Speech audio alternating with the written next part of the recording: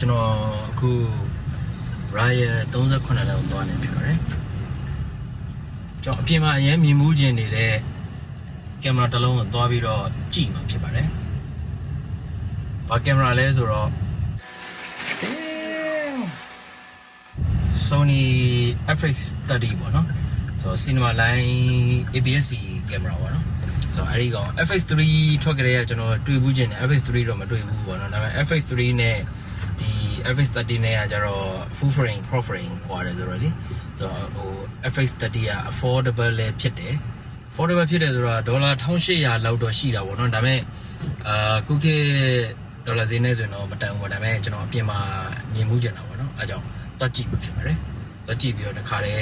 ဘယ်လိုပုံစံရှိလဲဘာတွေပါလဲဆိုတာကိုပြပေးမှာဖြစ်ပါတယ် Ryan ရောက်ပါတော့မယ် Ryan အရှိမကားရက်လို့ရပါတယ်ခင်ဗျာ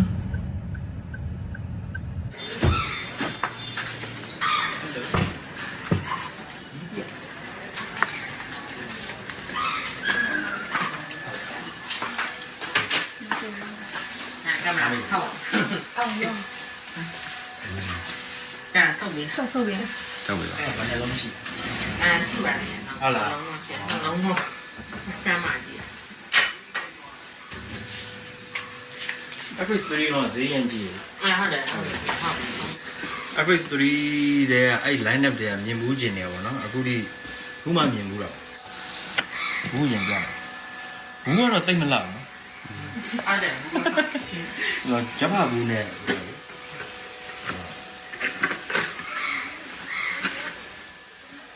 ဒါရဘူးမှမဟုတ်ဘူး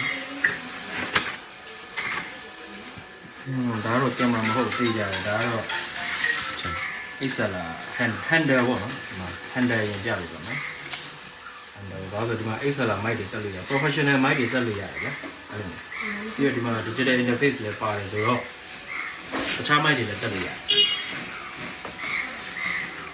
ပြည့်ကြရည်ရကင်မရာဒါတော့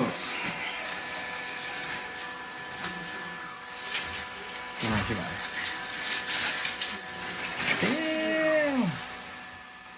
မင်းဘူးနဲ့တူမသိဘူးထူကြီးပဲမကြည့်ထူထားရင်ကြတယ် flip screen လေနော်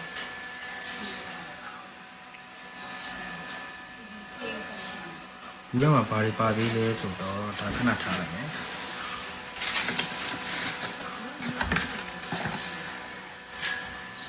C2A ကြိုးပေါ့နော် charging ကြိုး data ကူးလို့ရတဲ့ကြိုးဒါပေမဲ့ဒီကင်မရာတော့ဘယ်သူမှကြိုးတက်ပြီးတော့ data မကူးဘူးပေါ့နော်ဒါ power ကြိုးpower ကြိုးတွေပြီးတော့ဒါဘာမှအလွတ်ကြီးတန်းနေ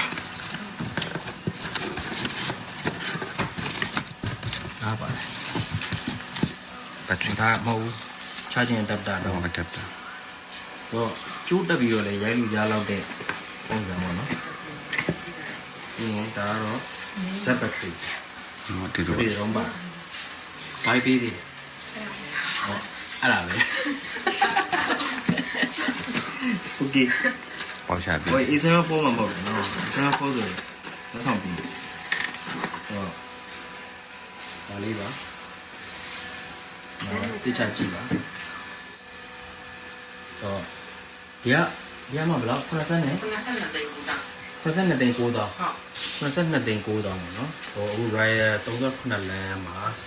ရှိသေးတယ်ပြောပါတယ်တော့တွေရှိသေးရပါတော့လူပြီးမဝယ်ခြင်းဗီဒီယိုကြည့်ပြီးတိုင်းတခါတည်းလာဝယ်လို့ရတယ်ပေါ့နော်အဲ့လိုမျိုးဟိုမှန်ဆောင်ရဟုတ်တယ်အဲ့မှာတော့နောက်မှ3ပတ်လောက်ဆောင်မယ်3ပတ်တစ်လပဲထားပါတော့တစ်လလောက်ဆောင်ပါတော့မဆောင်ရင်တော့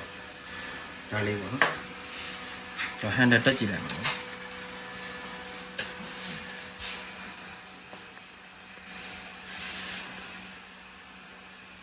ဒီလိုရှိတယ်ဒါတော့ဒီလိုတက်ပြီးတော့မှစကူဆောက်ရတာပေါ့နော်မှန်ပါဟန်ဒန်နဲ့ဆိုရင်တော့ဒီလိုပုံစံလေးပေါက်ပါတယ်ထားရရင်ကြာဒီလေးလမ်းပါမလား lens ပိုင်း100လောက်ဖြစ်တော့ဟုတ်တယ်ဒီမှာပြောဆိုတော့ XLR mount ဆိုတော့ကြောင့် XLR mic ရှိလာပါတယ်ဟုတ်ပါပြောပါတယ်ထမင်းချိုင်းနဲ့တွေ့ပါတယ်လို့ လိုမျိုးပေါ့နော်မိုက်ကတော့6နေတယ်ပေါ့နော်ဒါပေမဲ့တခြား road mic တွေတက်ရင်တော့ရတယ်ပေါ့နော်ဒီလိုမျိုးပုံစံပေါက်သွားတယ်ပြီးရင်သူ့ရဲ့ XLR horseshoe မှာထိုးလိုက်ပေါ့နော်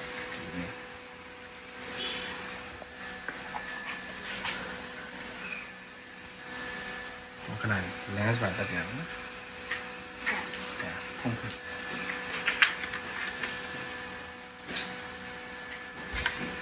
နော်တကယ်လေ A7S3 လို့ A7 4လို့ A7 3လို့လည်းတူတူပဲပေါ့နော်တုံးကြီးပေါ့ဆိုတော့ပထမဆုံးပါဝါဖက်မှာဖြစ်ပါတယ်ပါဝါကလောပဲနားမှာဟမ် ဟိုအပေးမှာ ဟောဒီမှာဒီလိုခလောက်ဒီမှာဟောအဲ့လိုဒီဦးလေတခါမှမကြိုက်ဘူး3နာရီမဲမဲကြီးပါ okay F2 shutter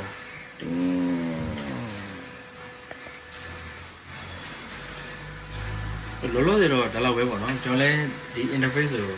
Sony ကငကိုတွေကရှုပ်ပါတယ်ဆိုတော့အခုပိုရှုပ်တယ်ပေါ့နော်ဆိုတော့ပြီးမှတခြားစမ်းပြီးတော့မှဗီဒီယိုတွေထပ်လုပ်ပြပါမယ်ဆိုတော့ဒီ Sony FX30 က39လမ်းမှာရှိပါသေးတယ်ထပ်ပြီးတော့ရှိသေးတယ်ပေါ့နော်အဲ့ဒါပါပဲဒါကတော့ unboxing နဲ့ first impression ဖြစ်ပါတယ်ဒီမှာပါဆင်လိုက်တော့လည်းအကြီးဖြစ်သွားပါတယ်ထဲတာပါအဲ့တော့မှ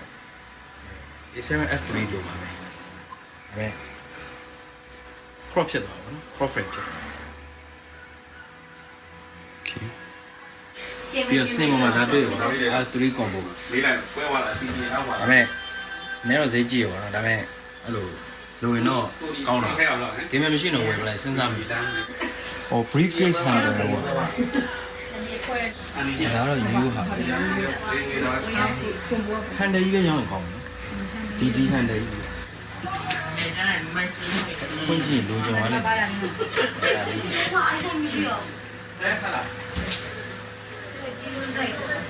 ဒါတော့ကွန်ဘိုမဟုတ်ဘူးရိုးရိုး RS3 ပေါ့နော်အဲ့ဒါလည်းရှိပါတယ် RSC ကိုရှိတယ်အဲ့ဒါခဏပေးတာနားလဲ